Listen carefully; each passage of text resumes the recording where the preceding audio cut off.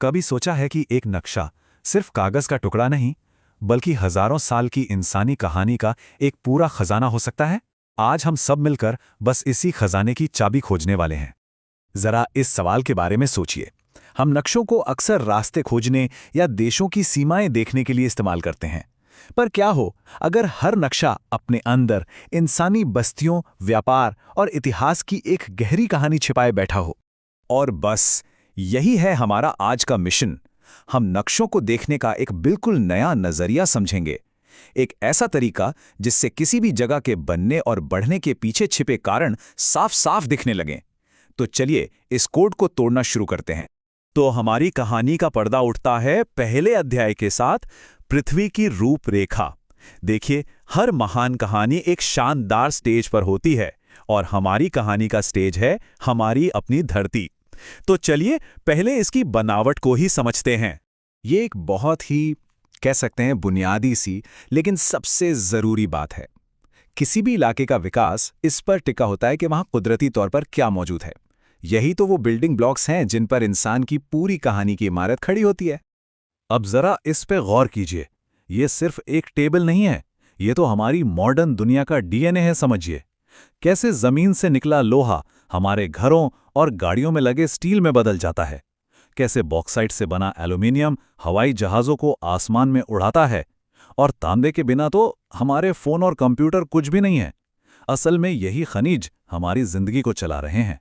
तो अब जब हमारा स्टेज यानी जमीन और उसके संसाधन तैयार हैं, तो कहानी के किरदारों को लाने का समय आ गया है। इस अध्याय में हम देखेंगे कि इंसान कहाँ और क्यों बसता है। चलिए कल्पना करते हैं कि हम इस जमीन पर पहले इंसान हैं।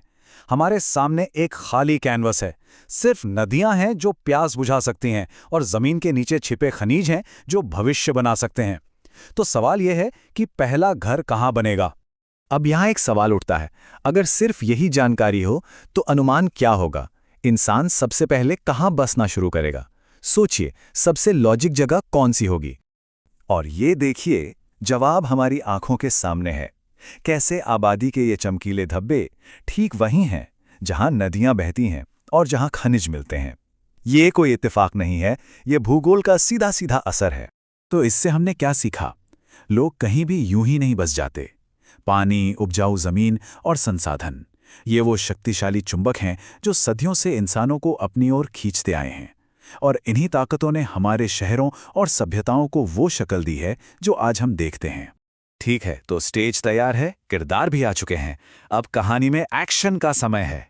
अध्याय 3 में हम देखेंगे कि कैसे ये किरदार स्टेज पर मौजूद चीजों का इस्तेमाल करके एक रोमांचक कहानी यानी व्यापार और कॉमर्स को जन्म देते हैं। उद्योग की ये परिभाषा पिछले 2 अध्यायों को कितनी खूबसूरती से जोड़ती है ना?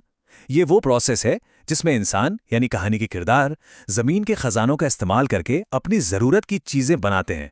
तो कोई भी इकॉनमी चलती कैसे, उसके इंजन में कह सकते हैं 3 सिंपल स्टेप्स होते हैं।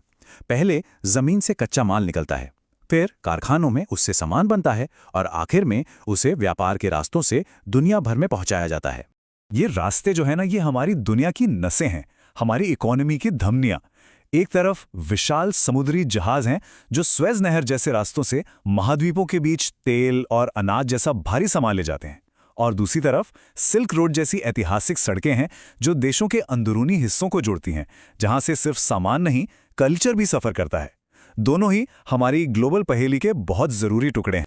और जरा इस नंबर को देखिए, 90%। दुनिया का 90% से ज्यादा व्यापार समुद्र के रास्ते होता है। ये एक हैरान कर देने वाला आंकड़ा है जो हमें दिखाता है कि समुद्री रास्ते कितने ज्यादा जरूरी हैं। दुनिया की इकॉनमी सचमुच पानी पर तैर रही है। तो हमने कहानी के तीनों हिस्सों को देख लिया है। अब हम इस विश्लेषण के अंत में हैं और अब हमारे पास किसी भी नक्शे को एक कहानी की तरह पढ़ने का एक शक्तिशाली तरीका है। तो ये रहा वो फ्रेमवर्क, वो 3 परतें जिन्हें अब से किसी भी नक्शे पर देखना है। सबसे पहले जमीन और संसाधन यानी सेटिंग, फिर लोग कहाँ बसे हैं यानी किरदार, और आखिर में वहां व्यापार और उद्योग कैसे चल रहा है यानी कहानी का प्लॉट। और आखिर में ये एक सोच कि भूगोल वो कैनवस है जिस पर इंसानी इतिहास की कहानी पेंट की गई है।